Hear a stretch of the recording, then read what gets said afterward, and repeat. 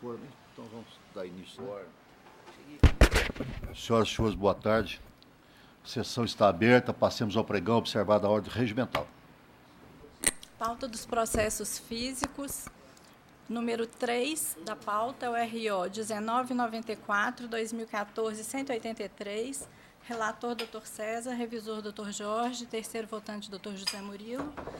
Inscrito, Dr. Cristiano Augusto Teixeira Carneiro, pela primeira recorrente, e Dr. André Drummond, pelo segundo recorrente, mas não compareceu até o momento. O Cristiano estava aí, cadê? Dr. Cristiano, sim. Ah, eu vi ele aí. É o Dr. André que não está. Vamos aguardar só um pouquinho. Guardar só um pouquinho. Tem outro do PJ? Tem outro físico? Não. Físico é só esse, né? Nós aguardamos um pouquinho, tem importância. Esse é físico. É o único físico que tem. Então, até já procuramos que os demais foram decididos em conformidade com os votos já registrados eletronicamente. Ele está vindo lá. Está bem? Então, os demais já estão resolvidos. Vão depender só desse para a gente... O advogado da outra parte... Não veio. O advogado da outra parte não compareceu, né? Não compareceu, não. E ele é advogado de quem? De quem? Ele fala por quem? O doutor Cristiano, pela Geosol. Geosolo. É a primeira recorrente. Aqui, presidente, eu vou ler para o relator, porque por física ele não consegue ler. Tá, não tem problema. Você tá bom, doutor? Não, que é isso. Eu sou o revisor mesmo. O doutor Jorge é o relator, mas ele é o revisor, mas ele que vai ler a conclusão. Eu vou ler a conclusão. O doutor César está só impossibilitado de fazê-lo agora. Doutor Jorge, por favor, conclusão. Aqui, está conhecendo os recursos, exceto quanto à alegação de não concessão do intervalo de lanche de 1 hora. No mérito, está dando parcial provimento ao recurso do reclamante para reconhecer a unicidade contratual, sendo devido o reconhecimento de vínculo com a segunda ré durante todo o período contratual e a aplicabilidade dos instrumentos normativos por ela firmados e para afastar a prescrição bienal com relação ao contrato de trabalho com a primeira reclamada, reconhecendo-se apenas a prescrição quinquenal quanto às parcelas anteriores a 11 de julho de 2009. E também está dando parcial provimento ao recurso da segunda reclamada para excluir da condenação o pagamento de horas extras pela supressão do intervalo intrajornada, das 6 horas extras diárias, à disposição em função de atendimento às solicitações das equipes de perfuração, e também das 4 horas extras em virtude da supressão parcial do intervalo interjornadas. As custas pelas reclamadas no importe de R$200, calculado sobre 10 mil, valor arbitrado da condenação. O senhor entendeu perfeitamente? Eu entendi, porque ficou a mesma coisa. Ele subiu por causa da nulidade e voltou. Eu não tenho o que sustentar, se for esse eu voto. Bom, doutor Jorge, o revisor está de acordo? Eu sou o terceiro, né? Estou de acordo. O terceiro, o Neymar, sou eu. O senhor. Sou eu, né? Então estou de acordo, tá? Então, decisão unânime nos termos do voto do relator e eu já pregoei que os demais já estão votados, né? Agora passemos, então, ao pregão observado ao regimental. Tem preferência do pessoal que... A distância, né? Para não desconectar. Então, pode pregoar. Processos eletrônicos, relatoria desembargador José Murilo de Moraes, segundo votante, doutora Neymar Pereira Amaral, terceiro votante, doutor César Machado. Há uma inscrição para sustentação oral em Juiz de Fora, no número 13 da pauta, que é o RO 10.403-95-2016. Inscrita a doutora Maria Olívia Ramos Bonfá, pela reclamada, uma das recorrentes. Pela reclamada, uma das recorrentes. Deixa eu só ver um negócio aqui. Esse que eu fiz a orientação. Marcos Leandro Coelho, minha MRS. Doutora, só está nos ouvindo bem? Perfeitamente, excelência. Uma boa tarde. Eu vou ler a conclusão, viu? Eu conheço os recursos do mérito do provimento parcial da reclamada para absolvê-la do pagamento de honorários advocatícios e para reduzir os honorários periciais para R$ 1.500. Ao de reclamante, nego-lhe o provimento. Mantém o valor arbitrado da condenação por ainda compatível. A senhora tem a palavra. Tendo em vista o que foi ora dito em relação ao voto, eu só vou me ater mesmo, só para chamar a atenção, em relação à questão do intrajornada, que foi uma questão nossa arguída, só para chamar a atenção em questão ao que o acordo coletivo, ele consta a questão de que aplique-se, né, o determinado do 2388, parágrafo 5º da CLT, e que o tempo de intervalo em questão deve ser considerado como tempo efetivo de serviço, incluso na jornada contratual. E chamar atenção para também a questão do recurso extraordinário 895-759, do ministro Teori, que fala, né, que o negociado, por intermédio das normas coletivas, prevalece sobre o legislado. Eu gostaria apenas, em relação a isso, para chamar atenção com relação à validade da questão do intervalo intra-jornada, mesmo os maquinistas, os auxiliares, não tendo, às vezes, uma possibilidade de parar efetivamente, mas eles têm condições, principalmente até porque, como auxiliares, eles prestam serviços nos seus locais de manobra e não necessariamente trabalhando, auxiliando os maquinistas em viagens. Pelo contrário, é exceção, eles têm condições de gozar e ainda assim até dar 1 hora de intrajornada. Só isso. Eu agradeço a atenção. Peço pergunta. Não, doutora, eu estou mantendo a sentença, agora já a senhora está me chamando a atenção, eu estou verificando aqui no meu voto o seguinte: o meu voto não trata dessa questão da convenção coletiva, trata que é devido, etc., cito aqui decisões até do TST, etc., mas não estou tratando aqui da questão da previsão em convenção coletiva. Então, senhora, por favor, eu vou verificar, se for o caso, se realmente tiver alegado isso no recurso, a senhora me faz o favor de apresentar embargo declaratório, que eu teria o maior prazer em examinar e verificar. Eu já vou fazê-lo agora, só para não atrasar o julgamento, ok? Mas a senhora me faz o favor, porque realmente eu não estou tratando nesse aspecto aqui no meu voto. Demais julgadores? Estou de acordo. A decisão, então, por hora, é unânime nos termos do voto do relator, viu? Então, a senhora me faz esse favor, que eu vou conferir também. Próximo. Perfeitamente. Uma boa tarde. Boa tarde. Agora, uma sustentação oral à distância no foro de Varginha, nos processos da relatoria do Dr. César Machado. É o número 18 da pauta, que é o RO 10.767-55-2017. Inscrito Dr. Gabriel da Silva Carvalho Fernandes Mendes, pelo reclamante recorrente. Doutor Gabriel, o senhor está nos ouvindo bem? Boa tarde, excelência. Ouço sim. Muito bem. Boa tarde. O relator vai ler a conclusão. Doutor César, conclusão do voto, por favor. Estou conhecendo dos recursos e acolhendo o recurso do reclamante para reconhecer a competência da Justiça do Trabalho para julgar, processar e julgar o pedido da letra G da inicial e, como consequência, determinar o retorno dos autos à origem para que o pedido seja apreciado como se entender de direito, ficando sobrestado a análise dos demais tópicos dos recursos. Bom, doutor, o senhor é advogado reclamante, o senhor entendeu que o relator está dando provimento, entendendo a competência da Justiça e retornando os autos ao primeiro grau para julgamento dos demais, desse aspecto e relevando para uma outra oportunidade o julgamento das demais questões constantes do recurso. O senhor quer se manifestar? Gostaria, excelência, até porque o pedido de letra G da linha da petição inicial é uma questão até muito simples. Eu acredito já é do entendimento pacificado dessa excelentíssima turma, né? No sentido de tão somente se autorizar o desconto das contribuições devidas para a entidade de previdência complementar do Banco do Brasil, a Previ. Eu acredito que talvez, salvo o melhor juízo e todas as vênias possíveis, o artigo 1113 CPC já é de ser aplicado agora, porque já a causa já está madura, né? Não há necessidade de dilação probatória, de análise do mérito, então somente uma questão muito simples de ser decidida. Nesse sentido, eu gostaria, se fosse possível, que o recurso já fosse analisado de pleno, né? Sem necessidade de se determinar o retorno dos autos à instância de origem. Pois não, vou consultar o relator. O senhor acha que deve já julgar ou deve retornar conforme Vossa Excelência já decidiu? Está decidido. O senhor sabe.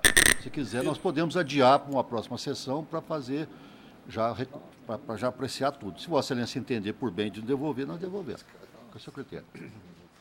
Normalmente... Sim, normalmente é assim. Então, eu acredito que poderíamos seguir na praxe. Mas se Vossa Excelência entender que a gente pode mudar o critério, também Não, porque como ele está alegando que é só essa questão aí de desconto porque, da Previ, né? Mas essa questão da Previ, na próxima sessão, eu estou levantando uma sugestão de IRDR. Tá. Por isso que eu acho melhor voltar nisso. Melhor voltar. Bom, então os membros da turma, o relator e o segundo votante, estão entendendo que é melhor voltar, até porque essa questão da desconto da Previ está tendo divergência jurisprudencial aqui no tribunal, não na nossa turma, mas no tribunal. E o doutor Jorge está até me adiantando que talvez até levante uma questão de um incidente de recurso repetitivo. Então, é melhor voltar e isso aí com certeza não vai demorar muito. Porque lá no primeiro grau também não tem instrução, não tem nada, seria só apreciação dessa matéria. Então, os demais estão de acordo, eu proclamo então que a decisão nos termos do voto do relator, por unanimidade. Uma boa tarde, doutor. Próximo. Boa tarde, Excelência. Muito obrigado. Nada. Agora, voltando aos processos da pauta da relatoria do Dr. José Murilo, há uma preferência regimental, o advogado é de fora do Estado, é um ROPS 10.223, número 12 da pauta, 10.223, 81/2018. Inscrito Dr. Ricardo Leandro dos Santos Ribeiro, pela recorrida reclamada. Só um minutinho. Boa tarde, Excelência. Companhia Siderúrgica Nacional. Isso? Sim.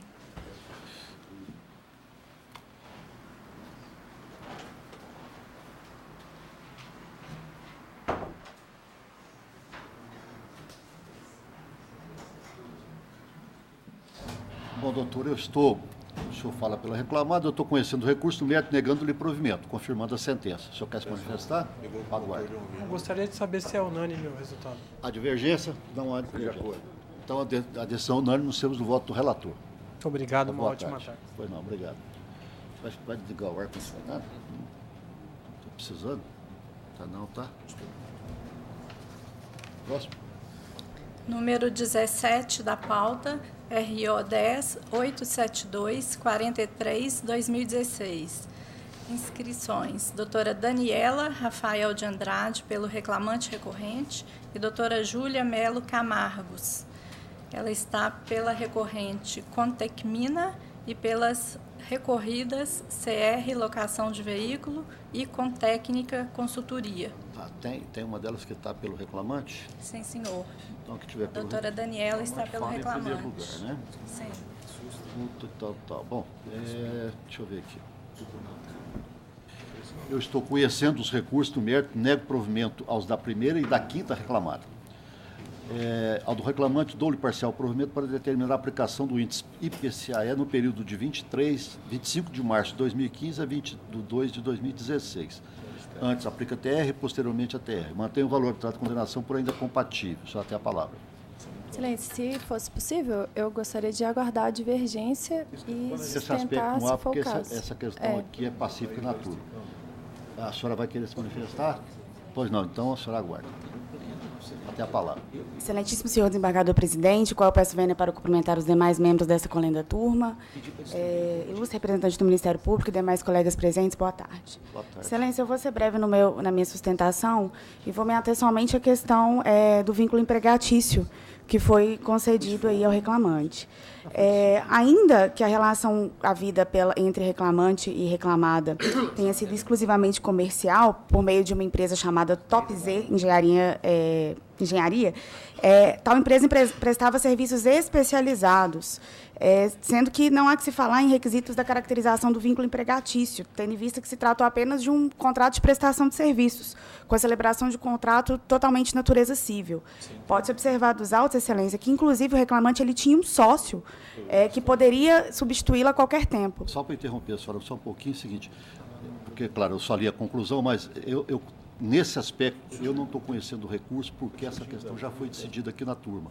Já foi decidido e voltou para o primeiro grau. Então, só em grau de revista que a senhora pode questionar novamente. Por isso que eu não estou conhecendo. Como as verbas salariais, elas são decorrentes do vínculo, então eu não tenho como um pouco fugir. Está certo. Só para, porque aí, como eu não estou conhecendo esse aspecto, só para a gente adiantar, tá bem? Tudo bem, Excelência. Então eu vou, já que está... Se quiser complementar alguma coisa, pode também. Excelência, na verdade, é somente essa caracterização do vínculo. Ele tinha um sócio, a empresa foi constituída antes dele prestar serviço para a reclamada, 8 anos antes da constituição, a empresa foi constituída 8 anos antes de qualquer contrato com a reclamada, motivo pelo qual acredito que não há que se falar em pagamento das verbas rescisórias. Pois não, tá. Essa questão, então, nós não podemos reapreciar aqui. Os demais julgadores estão de acordo? De acordo. Então, a decisão é unânime nos termos do voto do relator. Obrigada, bom dia. Pois não, uma boa tarde para as senhoras. Próximo. Número 16 da pauta, RO 10.686-40-2017. Inscrita a doutora Marina Barbosa Souza pela reclamante recorrente. Só um pouquinho aqui, só abrir aqui. Cadê a doutora? Aí não? Marli. Deixa eu ver o que eu estou fazendo aqui, que essa Marli. Auxílio alimentação, empregado admitido após a negociação coletiva. Em face disso, eu estou conhecendo o recurso e negando-lhe provimento, doutora, porque ele foi admitido após a negociação coletiva. Só tem a palavra. Boa tarde a todos.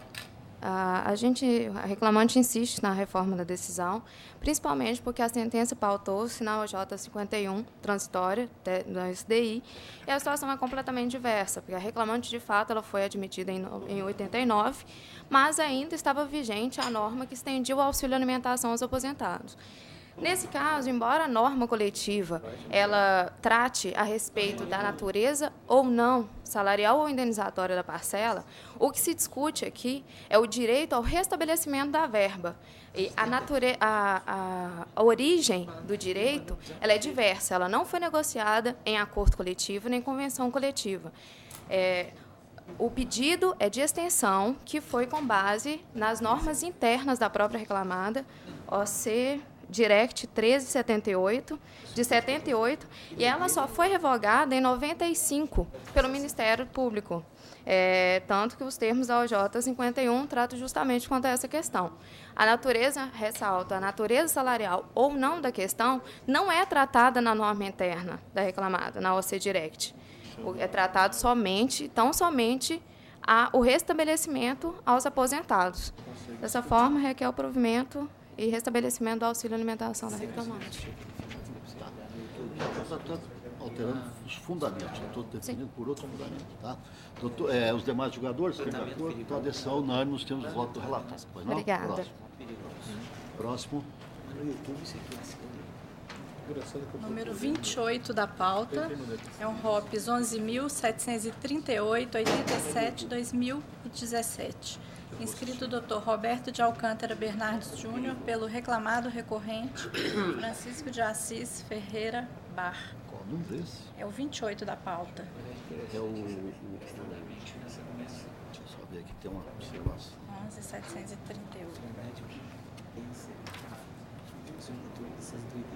Francisco Bar.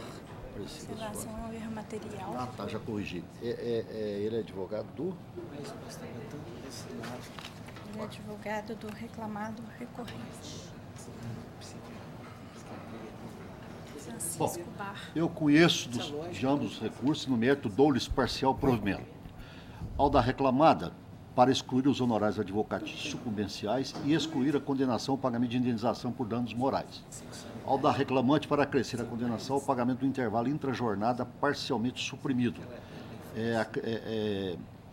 Acrescer para 1 hora diária. Mantém o valor arbitrário da condenação, por ainda compatível. Sorteio a palavra. Boa tarde, excelentíssimos desembargadores. A decisão é unânime? Provavelmente deve ser. Aguardar para ver? Sim, porque a matéria aqui que eu ia discorrer era do dano moral e dos honorários advocatícios. Os senhores estão de acordo? Estão de acordo. Então, a decisão unânime, no seu voto do relator, fica prejudicada, então, a sustentação. Muito obrigado, boa tarde. Próximo. Número 19 da pauta, RO 10.935-61-2017. Inscrita a doutora Andressa Retori Teixeira Maia pelo reclamado recorrente. Só um minutinho, deixa eu entrar aqui. Serviço Social do Comércio, não, Serviço do Comércio, Administração Regional do Estado, Glauber. Estou conhecendo o recurso e negando-lhe provimento, doutora. Só até a palavra. Obrigada. Primeiramente, uma boa tarde a todos. Nosso primeiro pedido nesse recurso foi da invalidação do depoimento da testemunha do autor, o senhor Márcio Lucas Gomes de Sá. Testemunha essa que não foi contraditada, pois apenas durante a prestação, o momento em que ele estava depondo, é que nós verificamos as divergências entre o que ele estava dizendo sobre juramento naquela audiência e um outro depoimento que ele havia prestado anteriormente. Essa questão foi levantada de imediato, inclusive com a exibição da ata de audiência do processo anterior, concedido prazo para a juntada, em o que procedemos, e reiteramos o pedido, então, que fosse desqualificado esse depoimento, principalmente porque, e agora mais ainda após a sentença, vislumbrou-se que ele não agiu de acordo com a verdade. Primeiro porque, nesse primeiro depoimento da outra ata que apresentamos, ele é expresso em dizer que os empregados do reclamado chegavam a realizar de 3 a 4 horas extras quando em viagem, além de também informar a ocorrência esporádica de horas extras no dia a dia e afirmar com veemência que todas essas horas extras estavam consignadas no ponto. Já neste processo, em que o autor também exercia o mesmo cargo do reclamante do processo anterior, ele afirmou que era proibida a anotação de horas extras no cartão de ponto superior a 2 horas. Cartão de ponto esse que foi validado pela sentença, inclusive reconhecendo que era sim possível a marcação, tendo em vista em que em diversos momentos se verificava exatamente isso, 3, 4, às vezes 5 horas extras por causa das viagens. Só por aí a gente já vê que o depoimento não está de acordo com o dever que ele tinha de dizer a verdade. Não bastasse nos próprios autos, quando ele afirma que o reclamante teria exercido a função de supervisor antes de efetivada a promoção na CTPS com alteração salarial, ele fala que isso aconteceria porque antes de 2014 o reclamado não tinha nenhum supervisor no cargo. Mas o próprio paradigma apontado na ação, cuja ficha de empregados foi apresentada, exerce o cargo desde 2012. Portanto, mais uma vez, a gente vê que essa testemunha se furtou à verdade. E por que a gente está insistindo tanto na necessidade de desqualificação deste depoimento? Porque foi com base apenas nesse depoimento que foram deferidas as diferenças salariais por suposto exercício de cargo de supervisão anterior à data da efetiva promoção. Porque as outras testemunhas, questionadas quando ocorreu essa promoção, disseram datas aleatórias, 2013, meados de 2014, porque não conseguiram lembrar efetivamente. A única testemunha que disse que ele exercia o cargo desde antes da promoção, porque não existia outros supervisores, foi, curiosamente, a mesma testemunha em que a gente bate aqui na tecla que não tinha isenção de ânimo para depor. Por isso, eu insisto aqui no pedido de desconsideração desse depoimento e, aí, consequentemente, na reforma dessa condenação em pagamento de diferenças salariais, porque, de fato, não há nenhuma outra prova que desconfigure a ficha de registro de empregados, as anotações da CTPS, comprovando que, de fato, o reclamante só exerceu o cargo de supervisor a partir de 2014. Inclusive, no pedido de equiparação salarial, ele mesmo limita o pedido de equiparação a período posterior a 2014, que foi quando se formalizou e aconteceu, de fato, essa promoção. Quanto à questão da desqualificação também do enquadramento dele na exceção do artigo 622 da CLT, cargo de confiança, a gente só quer ressaltar 2 pontos. O primeiro é a questão da natureza jurídica do reclamado, SESC em Minas, que, justamente por ser um ente híbrido, apesar de sua natureza ser de direito privado, ele tem limitações no seu poder diretivo, especialmente de contratação e dispensa.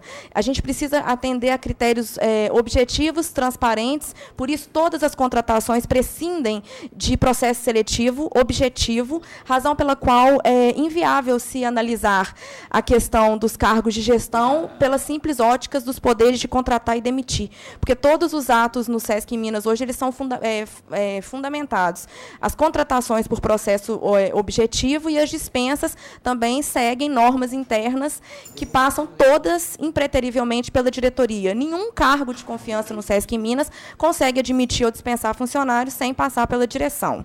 E, por outro lado, o próprio reclamante confessou no seu depoimento pessoal que, sim, geria a equipe de recreadores enquanto supervisor, coordenava todas as suas atividades. As testemunhas informaram que ele era o chefe do setor naquele naquela área e, portanto, entendemos que restou configurado tanto o poder de gestão quanto a equipe, subordinação e hierarquia diferenciada, além, obviamente, do reclamante recorrido não bater ponto, não ter nenhum controle sobre sua jornada e ganhar a gratificação de 40% a partir do ano de 2014. Por fim, o nosso outro objeto de recurso foi a questão da condenação em pagamento de tickets de alimentação pelo período posterior à promoção ao cargo de supervisor, por ter se entendido que ele, por trabalhar fim de semana, não teria recebido os tickets de alimentação. Todavia, nós apresentamos junto à nossa defesa não apenas impugnação específica, como os relatórios do Sodexo, que é o Vale Alimentação do SESC em Minas, em que se comprova todos os tickets que foram pagos, documento esse que não foi impugnado. E a alegação da defesa é que é pago conforme CCT, ou seja, por dia de trabalho. E como se estendeu os cartões de ponto pelo período sem registro de ponto, analisando o relatório da Sodexo com os registros de pontos, verifica-se que todas as vezes em que o reclamante precisou trabalhar nos fins de semana, ele tinha uma folga compensatória além do repouso. Automaticamente, os dias trabalhados eram os mesmos daquilo que ele recebia, davam 23, 22 dias úteis, da mesma forma. E eu repito que esse documento não foi impugnado, ele não mostrou nenhuma divergência real quando comprovado o fornecimento de tickets. Por isso, também, a gente pede a reforma nesse ponto. Obrigada. Essa questão principal da questão da testemunha, eu estou afastando, dizendo que o juiz não se valeu só do depoimento dela, se valeu do conjunto probatório, né? E tanto que depois eu faço aqui essas menções, inclusive essa questão da época que o reclamante passou a supervisor, eu me valho aqui principalmente do depoimento da testemunha do reclamado, entendeu? Que fala que foi em 2013. A testemunha do reclamante fala em 2013. A outra testemunha do reclamante fala em 2012. Entendeu? Então, com base nisso, é que eu estou afastando principal essa questão. E as demais questões foram todas examinadas com base na prova testemunhal. Tá? Os senhores... Eu estou de acordo. Doutor, a decisão unânime nos termos do voto do relator. Qualquer coisa também nós esclareceremos por embargo. Viu? Próximo. Número 30 da pauta, uma inscrição feita hoje no RO 12-068-76-2016. Inscrito Dr. Clériston Lima Caldas pela recorrente reclamante. Deixa eu só ver aqui, recorrente reclamante. 30. Está abrindo aqui, só um minutinho. Boa tarde, demais integrantes dessa turma. Só um minutinho, por favor. Marilene, né? Marilene Astra. Eu estou conhecendo o recurso do mérito negando-lhe provimento. O senhor tem a palavra. Excelência, integral? Integral, integralmente. Né? Sustentar a primeira, Excelência, com relação ao recurso com o tópico da insalubridade. Reclamante exerce atividade de camareira em estabelecimento de motel, local de grande circulação, um estabelecimento que se situa às margens da rodovia 381 em Betim. Inclusive, um laudo pericial foi apurado que ela limpava cerca de 20, 25 suítes diariamente, diuturnamente, que ela trabalhava no turno noturno. Então, assim, ela tem contato com muito tipo de produtos que geram a caracterização na súmula 448. Inclusive, no recurso, eu juntei uma situação com a colega de trabalho, em situação idêntica, períodos contemporâneos. No primeira instância, foi negado a insalubridade, cada período constatou que não se enquadrava, sentença também, e a 7ª turma desse tribunal entendeu que as atividades delas se enquadrariam sim, que fugiria, né, essa quantidade de banheiros, hidromassagens, o lixo que era recolhido ali, ele se diferencia do lixo coletado em residência e escritório, onde a circulação é infinitamente menor. Então, esse é o primeiro tópico do nosso recurso.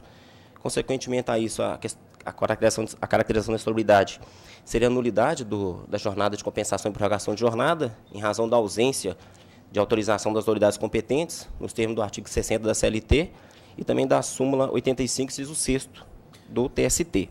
E, por último, não tão menos importante, foi requerido o pagamento de uma hora extra pela não concessão da hora ficta noturna. Foi um tema que foi debatido exaustivamente durante a instrução. Na sentença foi motivo de embargo de declaração pelo seguinte motivo. Na CLT, na convenção coletiva, consta que o adicional noturno seria quitado com 40%. E a juíza entendeu que não teria direito, apesar de ela trabalhar de 19 às 7 da manhã, um período integralmente noturno, ela entendeu que a convenção coletiva fala que teria 60 minutos na convenção. Não consta esse termo na convenção coletiva. Fala que somente seria quitado o adicional noturno 40%. Feito o embargo de declaração, a juíza mudou o entendimento. Falou que não seria mais, apesar de não constar 60 minutos, seria a hora normal. A hora normal prevista no artigo 73, parágrafo da CLT, para o caso noturno, que é o caso da reclamante, 52 minutos e 30 segundos. Então, assim, é mais um motivo que a gente vem até a tribuna ressaltar essa situação, que ela foi, a defesa arguiu isso em contestação, induziu o juiz a erro, entendemos dessa forma, e assim, pretendemos a reforma nesse sentido, Excelência. É o que temos a sustentar. Essa questão do adicional de salubridade, o laudo não deu, o juiz não deu, eu estou acompanhando. Essa questão também da hora ficta é porque também exatamente em função da convenção prevê um adicional de 40%, nós estamos entendendo que esse 40% seria para, então, de maneira que a hora ficta fosse considerada hora de 60 minutos. De acordo mais ou menos com a sentença que nós estamos mantendo. Os senhores, demais, de acordo com a decisão unânime, nós temos do voto do relator. Uma boa tarde. Próximo. Das inscrições do senhor acabaram. Tem alguma divergência? Então, todos os demais processos de minha relatoria estão decididos em conformidade com os votos já registrados eletronicamente. Podemos passar, então, para a próxima sessão, para a próxima sala. Processos da relatoria do desembargador Anemar Pereira Amaral, em que atuam como segundo votante Dr. César Machado, terceiro votante Dr. Jorge Berg. Primeiro é o número 35 da pauta, que é o RO 11.615.75/2017. Inscrita a doutora Gabriela Guimarães Alves da Silva, pelo Sindicato Autor. Pelo sindicato. Eu vi essa questão, Ainda mas nós vamos eu ter acho que retirar. Esse caso ele é diferente daqueles outros. Então, mas como ele tem também bastante, eu estou naquela política do... O que é? Eu não sei, porque eu não participo. Ponderação do César.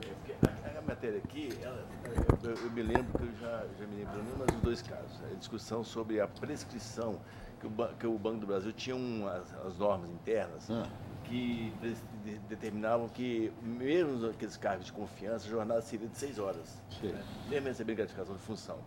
E a partir de determinado período, houve uma alteração dessa norma. Então, estabelecendo que a gratificação seria apenas para aqueles cargos que tivessem jornada de 8 horas. Assim, até Vossa Excelência já fez com discute, duas opções, justamente por causa da tendência de jurisprudência, seja no TST ou aqui. Então, essa é a minha sugestão. A lei, você precisa de violação à norma interna. Então, por isso que eu assim, o doutor Jorge está sugerindo a IRDR. Eu acho que dentro da política que o César propôs, eu acho a melhor coisa. Só vocês é que sabem. E eu estou de acordo. É que essa matéria, ela vem normalmente no bojo de ações individuais. Não, mas toda hora está frequentando nossa... Vocês é que sabem. Aí, ó, se quiser. Não, isso é sugestão. O doutor César está de acordo em suscitar? Rapidamente, com a informação, eu componho o núcleo de controle, mais ou menos assim, de precedente jurisprudencial do tribunal. Eu tive uma reunião semana passada, justamente que não há uma certa, até então, por imposição do CNJ, que se cria esse grupo para evitar que várias turmas suscitem um incidente sobre a mesma matéria. Ah, entendi. Então é o seguinte, o que eu vi a situação do Jorge há algum tempo já, mas o que podemos fazer... O doutor Jorge gosta disso. Né?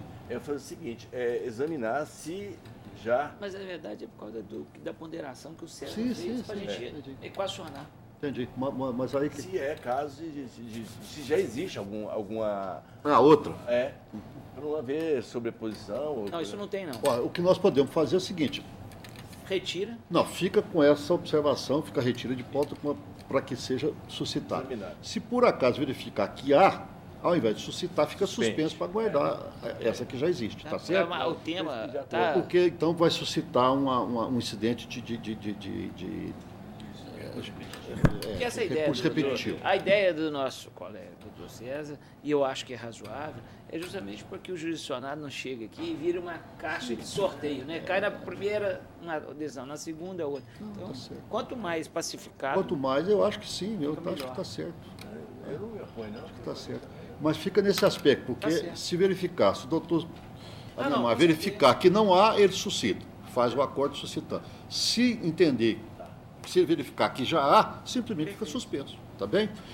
Só entendeu, né? Vai ser verificado ou se vai suscitar o incidente, ou se já houver um incidente suscitado, mas ainda que não foi por pleno, ficará suspenso, ok?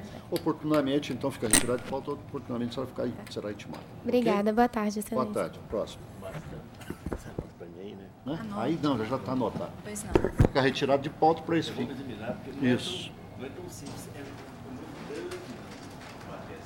Eles que foram julgados, eles sabem. Não sei. Hoje. Nem chegaram ainda lá. Não, eu sei, porque estão andando aí. Eu inclusive, hoje, eu já lá no meu gabinete, por exemplo, eu mandei encaminhar todos aqueles sindicatos de substituição processual que já foi julgado, já mandei encaminhar também o negócio do adicional noturno após as 5 horas. E outras questões, em relação aos casos suscitados pelo CNJ do Supremo.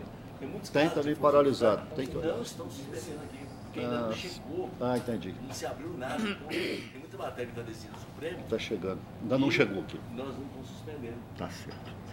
Entendeu? O problema é que a gente suspender, julgar e a gente decidir rápido é muito bom. O diabo é suspender e o trem não vai, fica agarrado lá a vida inteira. Isso é que não. A possibilidade de ver um compromisso do relator. Tem que colocar e ir o mais rápido possível, porque senão fica. Senão, de vez de resolver o problema do jurisdicionado, fica criando problema. Bom, então, o próximo.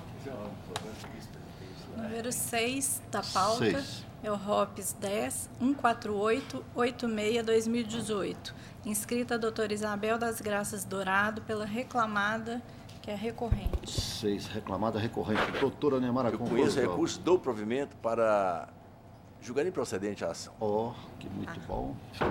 Tem alguma divergência? Os demais estão de acordo? Estão de acordo. A pagar 5% de honorários sobre as parcelas em favor da advogada da reclamada. Bom, eu não participo desse, os demais estão de acordo. Então, a decisão unânime, nós temos o voto relator prejudicada. Obrigada, gente. Tudo de bom. Boa tarde, doutor. Próximo. Número 29 da pauta é o RO 11.352.40/2015. Tendo em vista a suspeição declarada pelo Dr. Jorge Berg, atuará como terceiro votante o Dr. José Murilo. Ok. Inscrita a doutora Ellen Mara Ferraz Razan, pelo reclamante recorrente. Já atuei, já. Doutora, você está boa? Tudo bem? Como é que vai, excelência? Tudo Boa jóia? tarde a todos. Doutor Anemar, conclusão? Tudo bem, doutor? Boa tarde, tudo bem, doutora? Tudo. Tempo que eu não a vejo. Vou ver se eu fico melhor agora. Prazer revê-la. Eu estou conhecendo os recursos depostos e, no mérito, estou negando provimento ao recurso reclamada. Estou dando parcial provimento ao recurso do reclamante para determinar que se considere devido ter reflexo do mensalinho. Mensalinho? Isso aqui não é que é mineiro, não, né? Que é o problema do mensalinho mineiro. Outro é mensalão, excelência. Esse é mensalinho, pequenininho, é de trabalhador, teve pequenininho. Teve um mensalinho aqui também. Teve um Teve mensalinho e um mensalão. O mensalinho teve. Mensalinho agora, por causa da prisão aí do nosso. Não, o mensalinho já deve estar solto, envolveu né? alguns deputados. Mensalinho. Que poderia chamar mensalinhozinho. Mensalinhozinho, então. Que é da letra A do dispositivo sentencial, a página 17.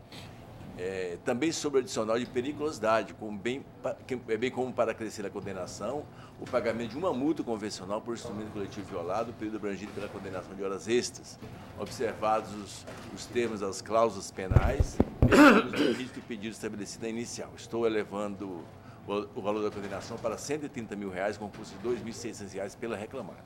Ok. Só quer se manifestar?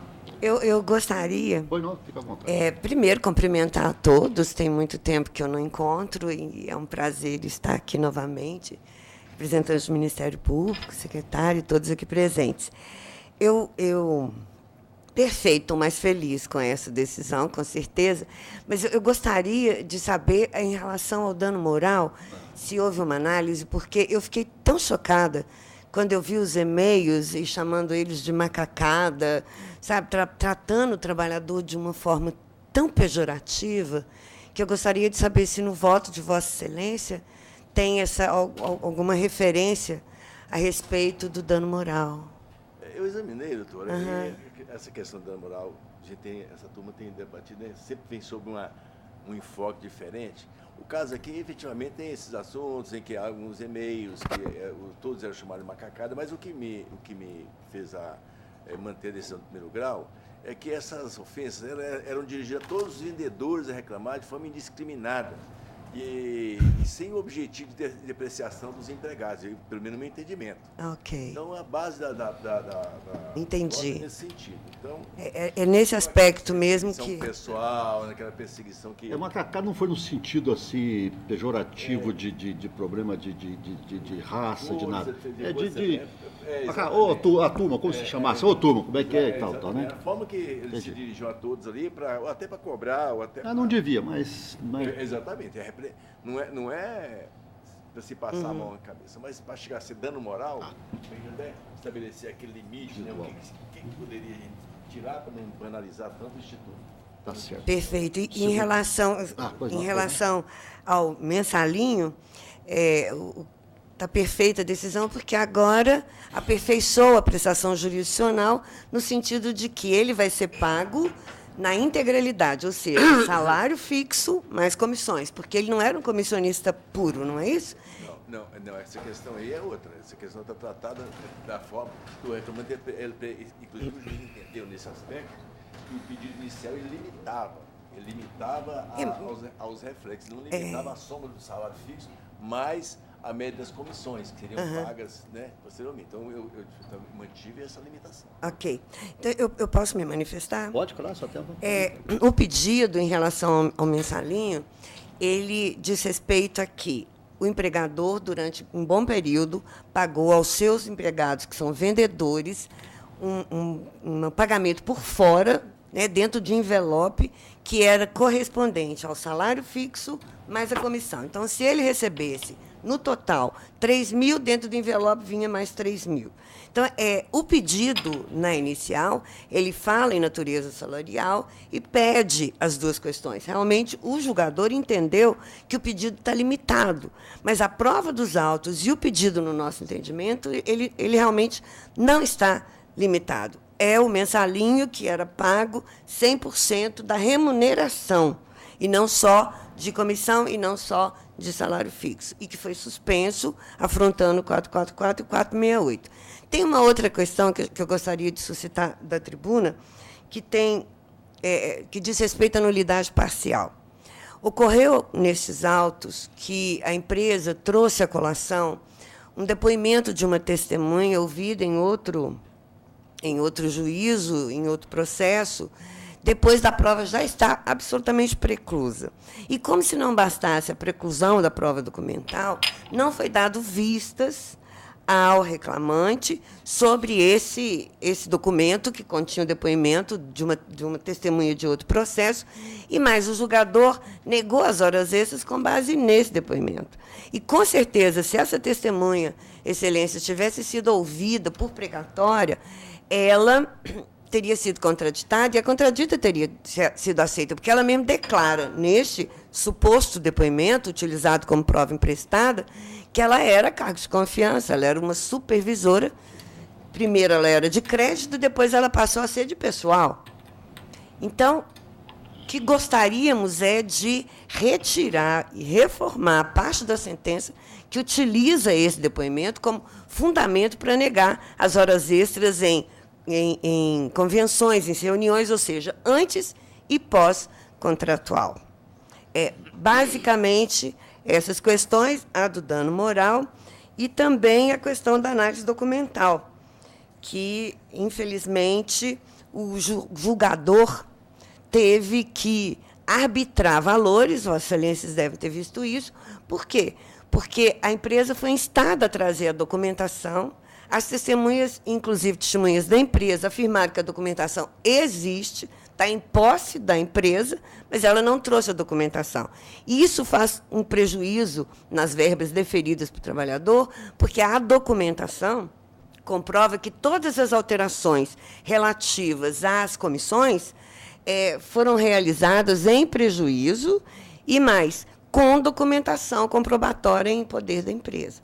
Então, o que nós gostaríamos é que seja aplicada a pena de confissão à empresa e utilizado não só os argumentos da inicial, não, os documentos trazidos à colação pelo reclamante.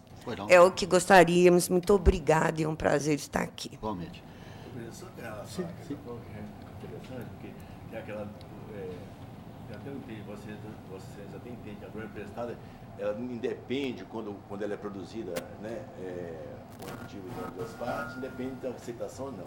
Mas aí pode ser que é diferente, que o reclamante não concorda, mas o juiz, eu entendi que não, eu afastei a nulidade, entendendo que não há prejuízo na hipótese. Primeiro, por quê? Para fixar o percentual para venda de rede, que foi alterado na decisão de embargo declaratório, foi fixado...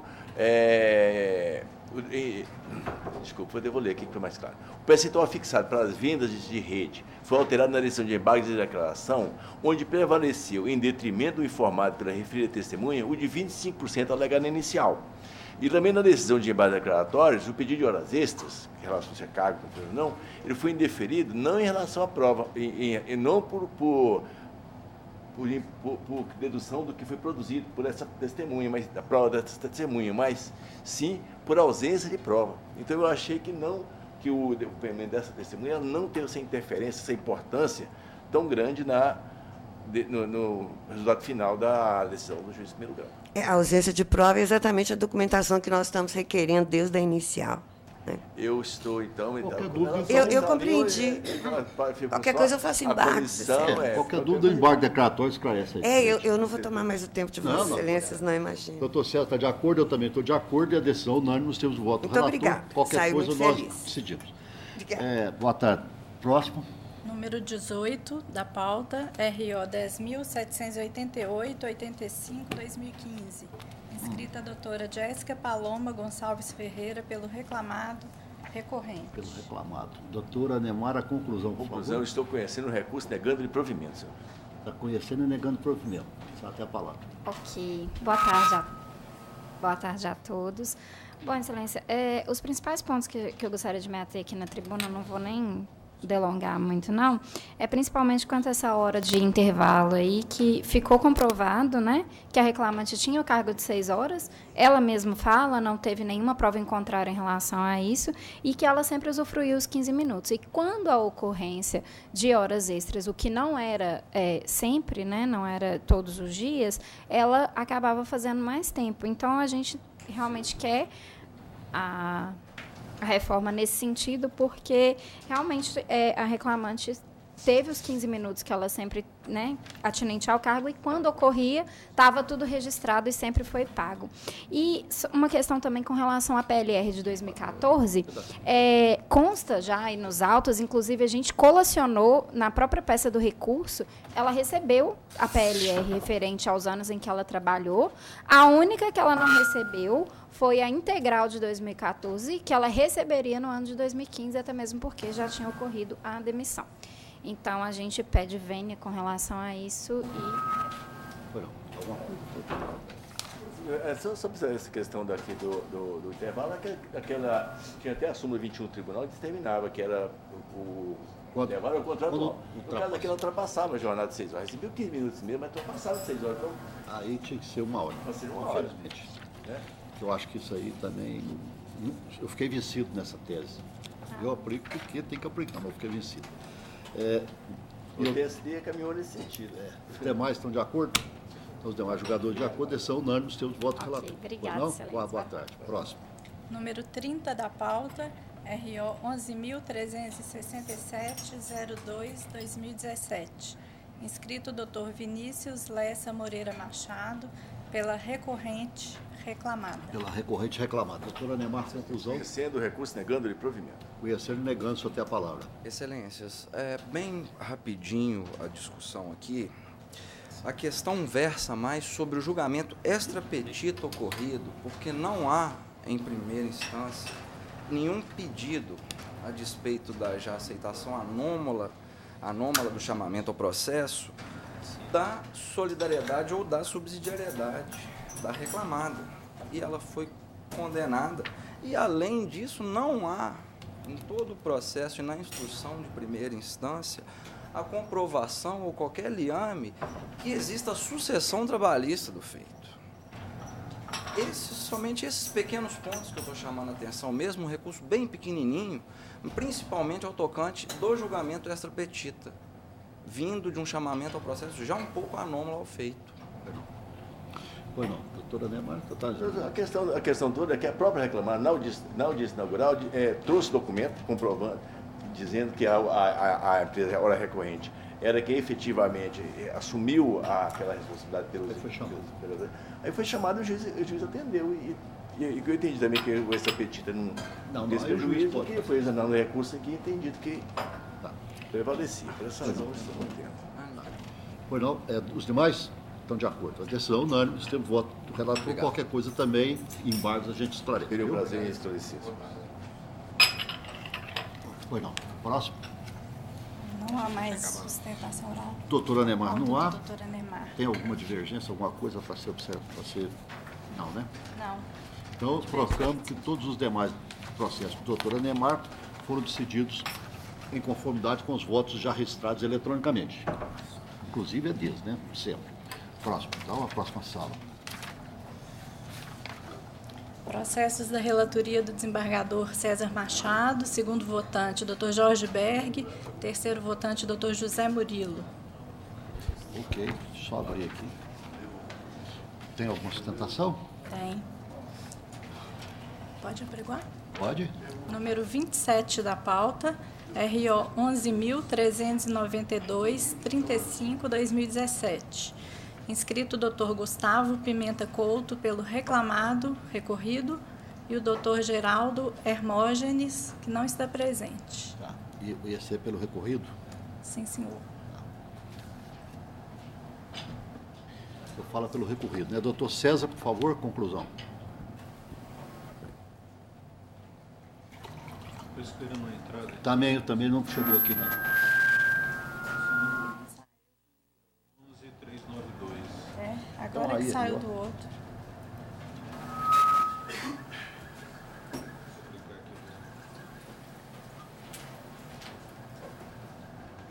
Eu também não entrou, não. O recorrente é sindicato dos professores? Sindicato dos professores? Ele fala pelo recorrido. Só tem o doutor César, conclusão. Isso, pelo Pitágoras.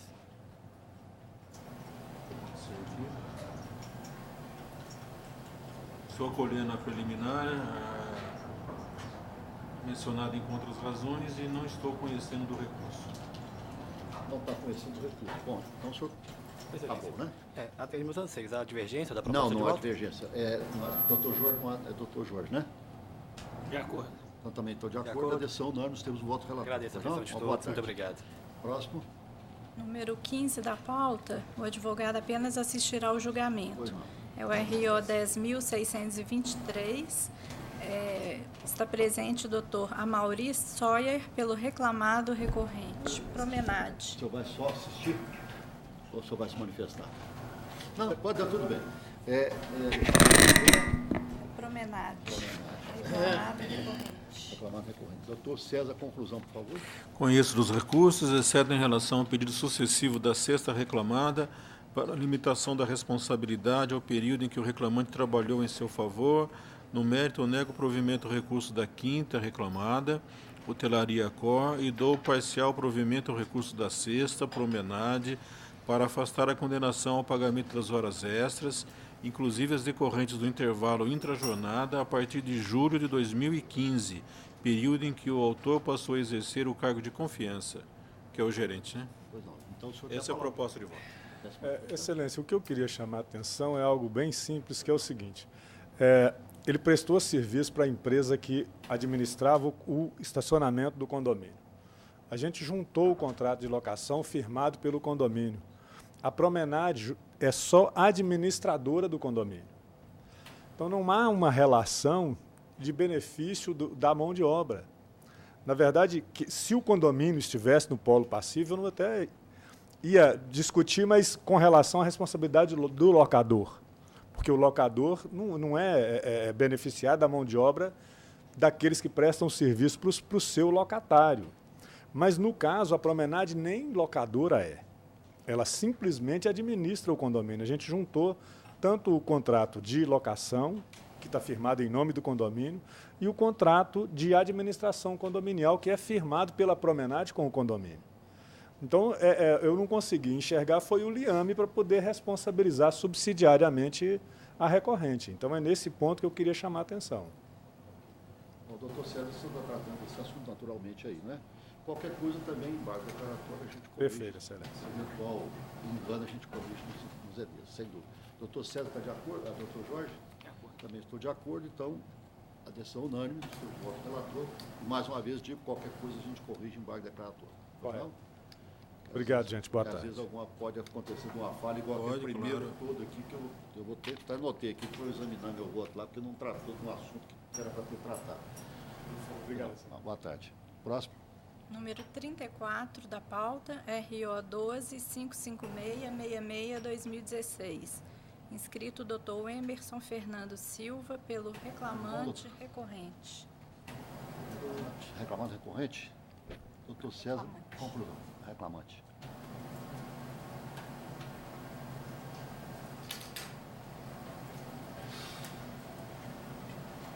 Mas qual que é o número desse mesmo? Agora que negócio que eu começo a agarrar aqui.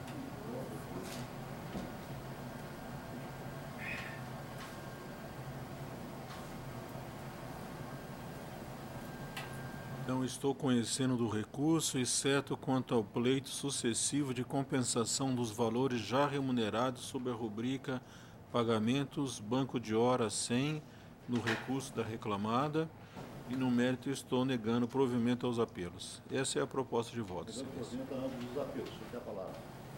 Cumprimento a todos, na pessoa do senhor presidente, boa tarde. Bom, aqui eu falo pelo reclamante recorrente. E o ponto que eu quero destacar aqui nessa tribuna é com relação ao pedido de indenização por dano moral. Ocorreu um assalto dentro da reclamada, no qual o reclamante ele ficou refém dos assaltantes por 2 horas e 30 minutos. O assalto iniciou às 22h10 e encerrou à meia-noite e 40 minutos. Durante esse assalto, isso ficou comprovado nos autos, através do boletim de ocorrência, também pela prova testemunhal, que o reclamante ele sofreu pontapés, levou coronhadas, além de ter os seus pertences subtraídos por esses assaltantes. A sentença de primeira instância, ela indeferiu o pedido de indenização, salientando que a reclamada ela adotou medidas de segurança para seus empregados e ressaltou também que a segurança pública é dever do Estado. Data máxima vênia a proposta de voto do eminente relator.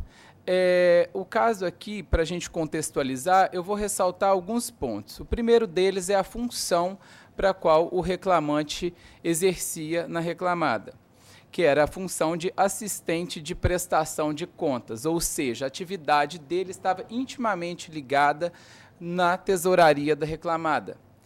E todo esse fato está comprovado nos autos e é incontroverso. Além disso, o porte da reclamada, salientando aqui que trata-se de uma empresa, de uma multinacional, que é a Coca-Cola, e esse fato ocorreu na cidade, na filial dela, em Divinópolis.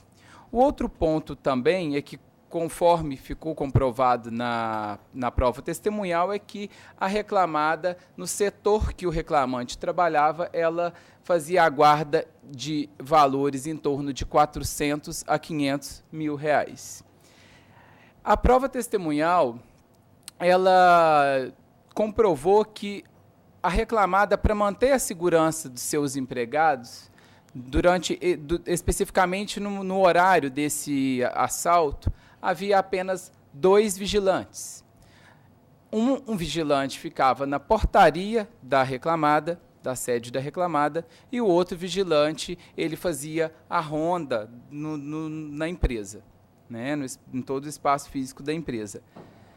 Eu indago a vossas excelências, 2 vigilantes numa empresa do porte da reclamada, onde guardava em média 400 a 500 mil, não haver nenhum vigilante na portaria da tesouraria, será que a empresa, de fato, ela cuidou da segurança de seus empregados?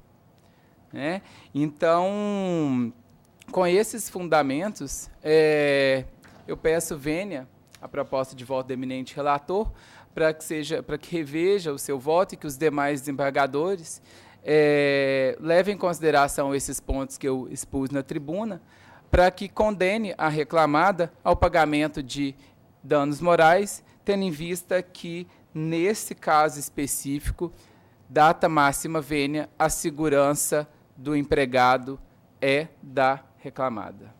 São nesses aspectos que eu peço vênia a reforma. Pois não. Está tratando desse assunto aí no voto, naturalmente. Né? O fio condutor do voto é que a empresa, ela fez o que pôde, né, para prevenir, porque tem alarme, guarita de segurança, porta blindada, vigilante armado, câmera de monitoramento. E esse é o contexto, né, que o voto segue. Infelizmente hoje, aliás, já há muito tempo a gente está aí à mercê mesmo de bandidos, aí, independentemente de qualquer coisa. Por mais segurança que você coloque, por mais segurança que você tenha, você está sempre à mercê, porque eles estão sempre, né? É difícil mesmo, complicadíssimo. Mas eu peço venda da sustentação, estou acompanhando, o doutor Jorge está acompanhando também, né, doutor? Também. Na decisão unânime, temos o voto do relator. Tá bom. Só uma dúvida, com relação às horas extras, que foi o recurso da reclamada, foi... negou provimento, né? Negou provimento, né? Ah, sim. Tá bem? Tá bom. Pois Muito não. obrigado. Bom Boa trabalho. tarde. Próximo. Doutor César acabou? Então, doutor César também, todos os processos, demais processos, inclusive embargo declaratório, foram decididos em conformidade com os votos já registrados eletronicamente. Passemos para a próxima e última sala. Do doutor Jorge Berg de Processos da Mendonça. relatoria, doutor Jorge. Segundo votante, doutor José Murilo. Terceiro votante, doutora Nemar. Número 20 da pauta, RO 11.572-40-2016. Inscrita a doutora Lívia Oliveira Sapori Gonçalves, pela reclamada recorrida. Reclamada recorrida. Doutor Jorge, Estou conhecendo e negando. A senhora está satisfeita e agradece. Cumprimento a todos e Fica agradeço. prejudicado. Pois não. Então, a decisão unânime nos termos do voto relator, ficando prejudicada a sustentação. Próximo. Número 3 da pauta, RO 10.147-42-2016. Inscrição de 2 advogados, doutor Euler Dias Gomes, pela reclamante recorrente, e doutor Alexandre Rocha de Menezes, pela reclamada também recorrente. Reclamante e reclamada, ambos. Doutor Jorge, conclusão, por favor. Eu vou ler a conclusão, estou registrando o memorial que eu recebi diretamente do ilustre procurador. É muito enfático, parabéns. Enfático, eu falei, no memorial também bem preciso, cumprimentei ele pelo memorial que Vossa Excelência fez, é mesmo. Outra vez ratifico, que tem memorial, fala que é complemento de recurso, que vem com aqui 50 folhas, recebi um lá agora, 50 folhas. Não, ele explicou direitinho, ele realmente explicou tudo lá. Dá vontade da vista, parte contrária. Emenda. Tá certo. Aqui, eu estou conhecendo os recursos interpostos e no mérito estou negando provimento a ambos. Está negando provimento a ambos, apesar do com certeza, destacado aí. Manifestação no gabinete também do memorial, que eu li, também reli Se me permitir, eu até já faço os destaques, até porque ele já fez. Vossa Excelência. Na questão da desconsideração do emenda preposta, logo Vossa Excelência até me deixou o seu memorial, até fiz questão de grifar em amarelo, que me chamou a atenção. Ao indeferir o pedido de enquadramento funcional, o juiz da COR, né, ele destacou no depoimento prestado pela testemunha Ana Paula Serra, o qual igualmente afastou o pedido da reclamante no aspecto. Então, esse é o principal ponto também que eu me baseei. Tá? E na questão da gratificação de função, eu destaco um ponto que é relativo ao depoimento dessa testemunha, Ana Paula, em que a depoente e o reclamante foram gerentes, ocupavam o primeiro nível e reportavam-se diretamente à diretoria. A reclamante atuava na área de compras, a depoente no RH. A reclamante era a maior autoridade na área de compras. Então, esses destaques eu fiz, inclusive, aqui no voto, para justamente vamos dizer, reforçar o entendimento da primeira instância. Mas o voto é longo. Pois não. Só uma dúvida, Excelência. É porque, como havia uma preliminar da prova emprestada, só para até não delongar, a preliminar ela foi acolhida para aceitar essa prova emprestada? Os documentos foram juntados ou... Deixa eu satisfeito. A dúvida é, porque senão já encurta a minha sustentação. só ver onde está aqui que eu te falo já.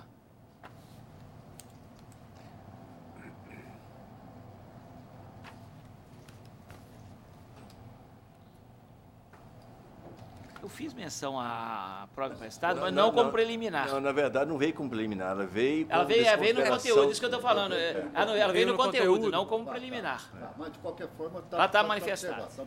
Está observado? Não, tá joia. Excelentíssimo senhor desembargador José Murilo, presidente, excelentíssimo senhor relator doutor Jorge Berg, excelentíssimo senhor doutor Anemar, excelentíssimo senhor desembargador doutor César, professor de pós-graduação no IEC, senhora secretária, Ministério Público do Trabalho, doutor Alexandre, tive o prazer de fazer a audiência de instrução, demais advogados. A questão que nos traz à tribuna em relação a esse processo é um processo um pouco diferenciado daqueles que tramitam, que eu já vi tramitando por aqui. Trata-se de uma reclamante contratada de fato como supervisora e tendo um cargo posteriormente adequado para uma gerência, fato este é incontroverso nos autos, e ocupava de fato também o cargo mais alto dentro do ramo de compras da empresa na Fundação Fiat, propriamente dito. E dentro deste cargo de gerente, haviam mais, como dito até mesmo pela proposta, mais outras 6 gerências, que são as gerências de compra, que são as gerências financeiras, administrativas, RH, jurídico e, não me lembro, saúde e entretenimento. O que essas gerências tinham em comum era justamente o poder de gerir toda a Fundação Fiat em seu controle máximo. Ou seja, caberia a essa gerência, propriamente dito, a realização da administração dessas duas entidades, seja em qualquer que seja o ramo. Então, decidiam ali a respeito de situações jurídicas, decidiu ali, propriamente dito, em relação a situações de compra, de RH, ou mesmo financeiras. O que existia era uma paridade entre esses gerentes, propriamente dito, não havendo, a princípio, até 2013, nenhum tipo de salto entre esses gerentes. O que só veio ocorrer, como também é um fato incontroverso, depois de 2013, com a criação do gestor operacional, que é o senhor Emanuele, que passou a ter um cargo maior dentro da empresa. Pois bem, essas 6 gerências, denominada nível 1, compostas por 6 gerentes, tinham salários diferenciados, ou seja, os salários poderiam variar consoante a interpretação da própria empresa, propriamente dito. E existiam o chamado nível salarial.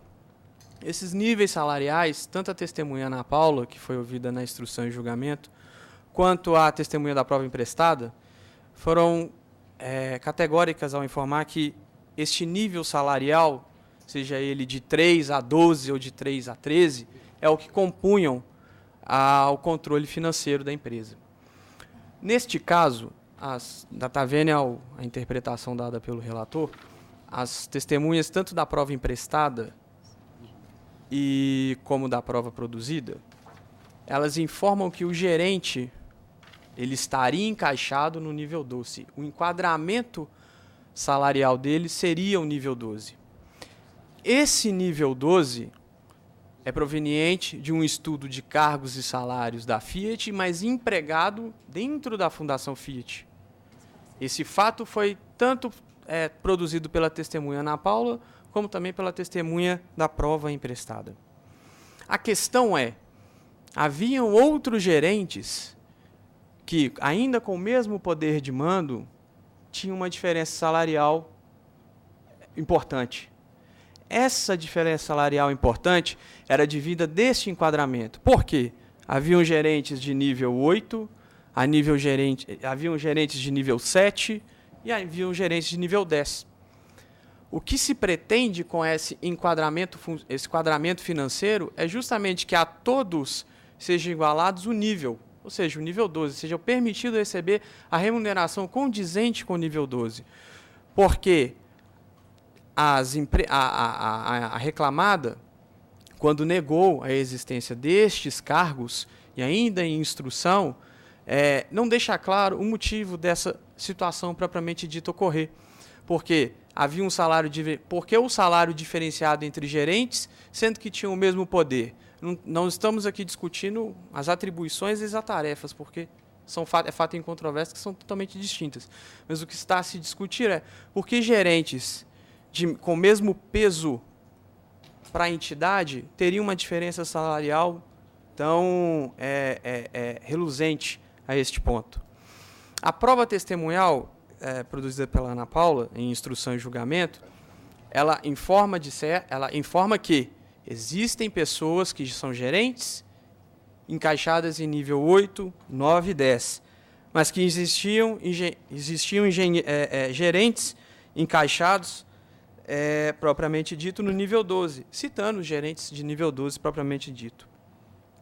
O gerente nível 12, foi dito pela Ana Paula que este era o nível, assim como pela testemunha da prova emprestada, que trouxe também ao conhecimento do juízo a possibilidade de entender que o nível 12 estava atrelado ao gerente.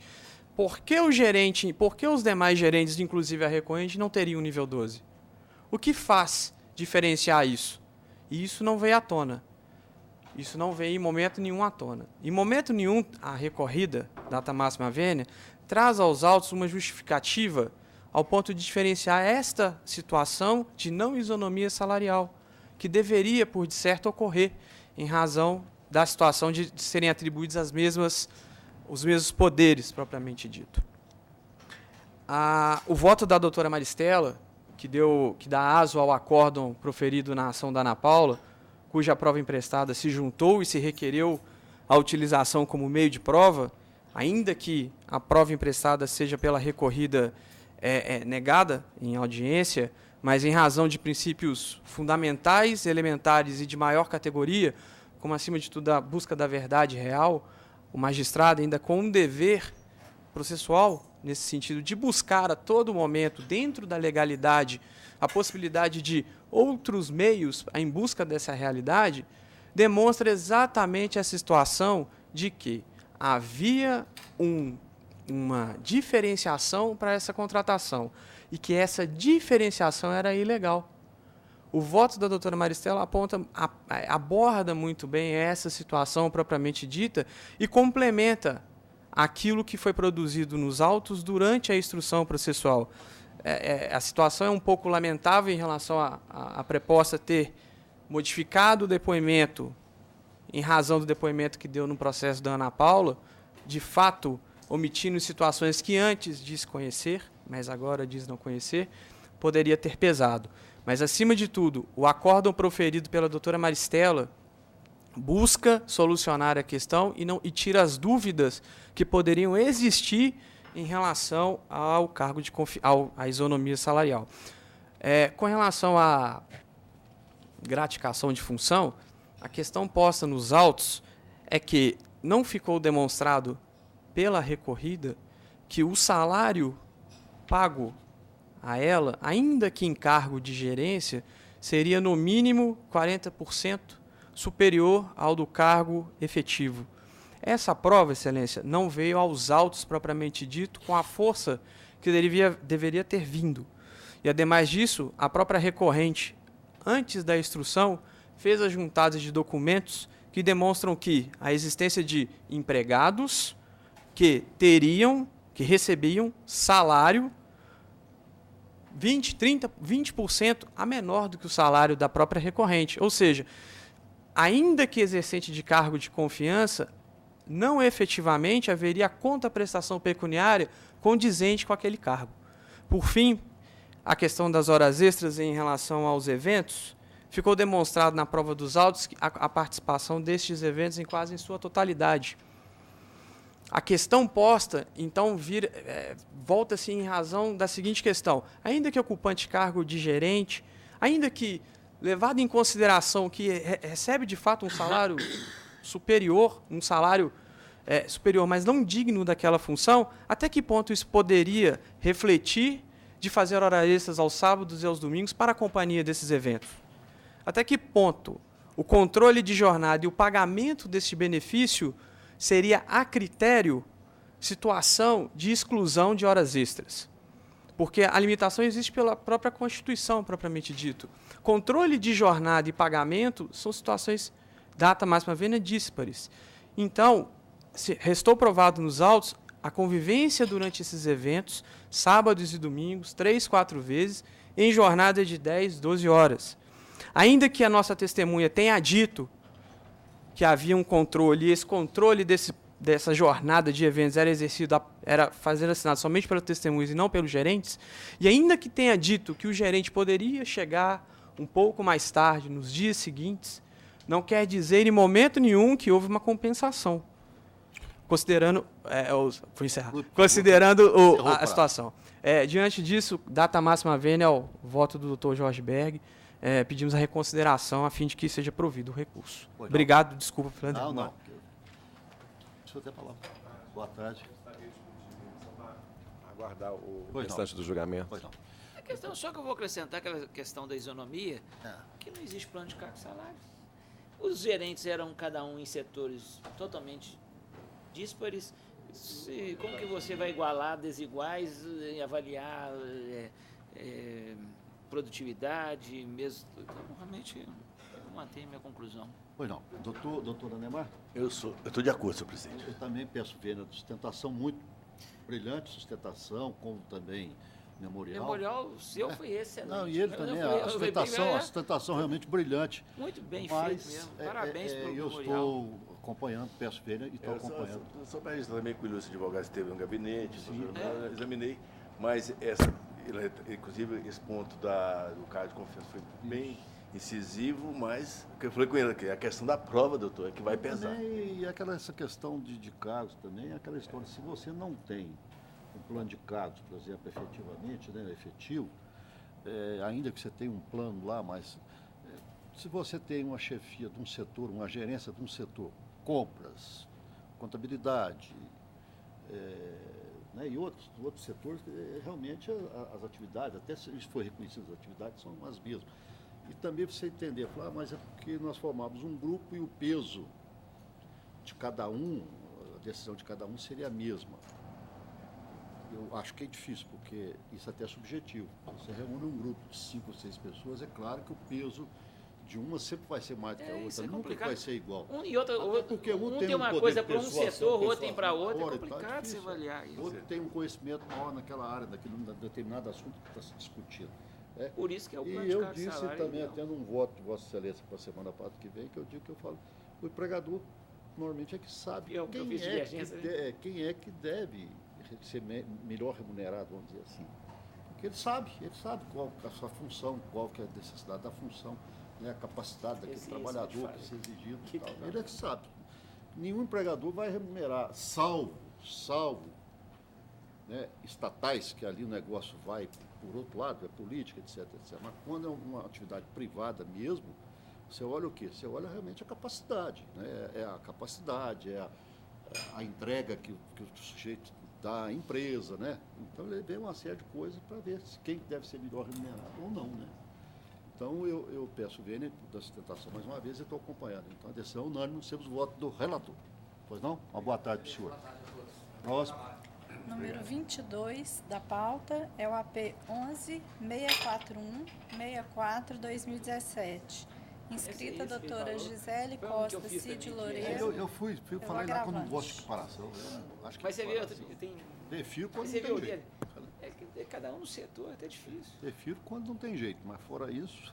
Foi esse seu que eu recebi o memorial, não foi? Sim. Doutor Jorge, conclusão? Você está pelo agravado? Pelo agravante. Conhecendo e negando. É aquele caso que eu recebi também hoje. É aquele caso da venda do imóvel. O terceiro adquirente esse eu até fiz um voto longo. Eu fiz um voto cheio de detalhes. Que é o problema do parentesco, não é? Não é um problema do parentesco? A questão toda é maior, porque quando houve a transação, já existia muita isso, não, esse aí, eu assim, porque parece que nós já temos até uma tendência, até em tese, adotar o que você fala, mas nesse caso eu fiz um voto até longo. Exatamente a nossa turma aqui, o posicionamento nosso é exatamente a favor da tese dela, mas nesse caso realmente não teve jeito. Etc, você fez ali e tal.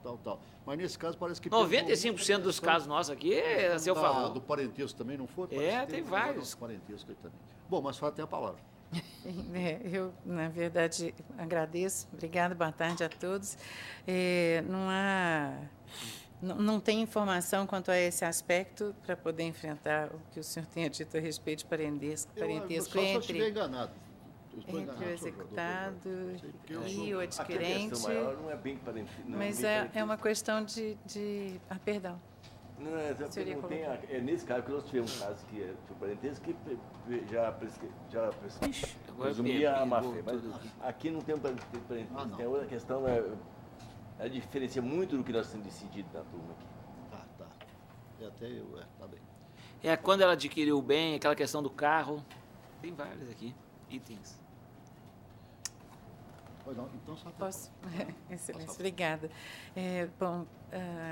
O agravante, Excelências, pede pela alteração, pela mudança, pela cassação da sentença de origem, porque considera realmente que não estão configuradas, no caso, a fraude à execução, a má-fé e a falta de cautela.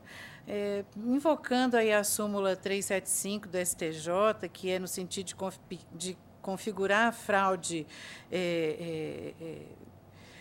a fraude está configurada quando, além da pré-existência de ações trabalhistas, também exista um registro da penhora do bem, a demonstração da má-fé do adquirente e a ciência de estado de insolvência do devedor, não se encontram nos autos. Não há penhora desse bem alienado, não há insolvência do devedor.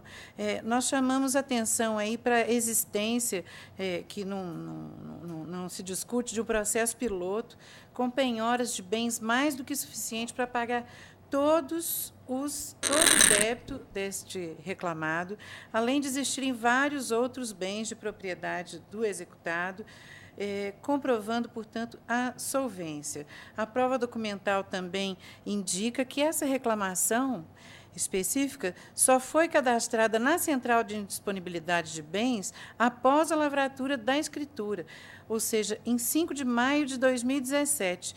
O adquirente não tinha ciência de uma execução deste processo vinculada a este executado. Portanto, no caso, o juiz de primeiro grau, entendemos, está transferindo para o agravante os efeitos da inércia do agravado, em perseguir seu crédito, exatamente. A alienação, no nosso entender, foi legal, não sendo exigível nem do adquirente, nem do vendedor, né, executado no processo de origem, uma conduta diversa da que foi adotada. Não havia, portanto, a menção da ação na certidão do cartório de primeiro ofício do registro de Uberaba, em 9 de maio de 2017. O imóvel foi adquirido em dezembro de 2012, quando não havia nenhuma execução. A prova dos autos demonstra isso. A escritura só foi lavrada posteriormente em função da destinação que ia ser dada a esse imóvel, uma construção de um conjunto de prédios incorporado por uma sociedade em cota de participação. E, assim, não há que se cogitar sequer da intenção de fraude, uma situação iniciada em 2012. As demandas existentes já na fase de execução, das quais o agravante tomou ciência, ele cuidou de exigir o pagamento, e consta da escritura o resultado positivo da pesquisa que foi feita na Central de Indisponibilidade de Bens, por ocasião, tem esse relatório emitido aqui em 10 de julho de 2017, que indica apenas esses 3 processos que teriam sido cadastrados em 11 de maio de 2017, ou seja, dias após a certidão do cartório ser emitida, que foi no dia 9 de maio de 2017. Há essa questão de datas que a gente gostaria de chamar a atenção de Vossas Excelências, porque, quando soube desses 3 processos, exigiu do transmitente o pagamento que foi feito e foi comprovado nos autos, levou ao cancelamento da indisponibilidade, inclusive. O registro que está sendo impedido ao agravante, nesse caso, decorre de indisponibilidades posteriores à aquisição e a lavratura da escritura e a regularização do débito existente na época. Não há, portanto, em nosso entender, um critério legal para a manutenção dessa indisponibilidade lançada sobre o imóvel em questão. Indevidamente, indiretamente, a sentença está impondo ao agravante um dever de pagamento do débito que, na verdade, não é seu. E, portanto, entendemos que, nesse sentido, ela não há de ser mantida, chamando novamente especial atenção para a solvência desse devedor, que o processo piloto demonstra suficiente. Doutor Jorge, você vai me... Posso dar alguns destaques? Não, você vai só me desculpar, porque eu vou pedir vista. Não, ótimo. Sempre é bom. Vou adiar para a próxima sessão, porque eu fiz confusão. Não, Eu fiz confusão, porque eu vi um problema de um parentesco.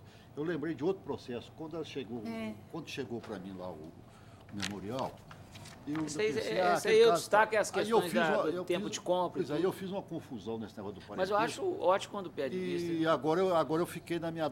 Aí a coisa me deu dúvida aqui, porque eu estava acompanhando, não só porque eu já tinha voltado, mas eu estava tranquilo pensando no negócio de um parentesco que fui da outra semana. Foi na semana. Na próxima sessão a gente está misturando esses...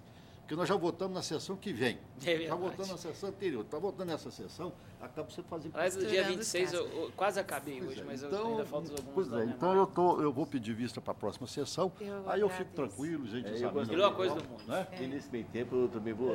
Agora com a sustentação a gente tem mais elementos, inclusive, para examinar melhor, tá bem? Eu agradeço, então fica adiado para a próxima sessão, viu, doutor Jorge? Nesse processo piloto, se eu puder complementar só essa questão de fato, existe penhorado um imóvel de mais de 3 milhões de reais, fora a menção a vários outros bens, e nesse sentido eu agradeço a atenção. Tá bom, nós vamos examinar. Obrigada, eu vou examinar e a gente até pode rediscutir essa questão, tá bem? Boa tarde. Boa tarde. Bom, acabou? Sim. Então, eu proclamo que os demais processos